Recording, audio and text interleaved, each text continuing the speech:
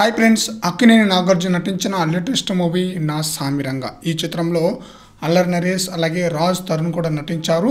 ఈ మూవీ యొక్క pre release business వచ్చేసి 18.20 కోట్లకు జరుపుకుంటే ఈ మూవీ యొక్క బ్రేక్ ఈవెన్ వచ్చేసి 19 కోట్లు. అయితే ఫస్ట్ డేకి అంతగా పెద్దగా స్పందన అయితే రాలేదన్నమాట. పర్వాలేదు అన్న స్పందన మాత్రమే వచ్చింది. అయినా కూడా ఫస్ట్ డే మంచి కలెక్షన్ అయితే రాబట్టిందనమాట.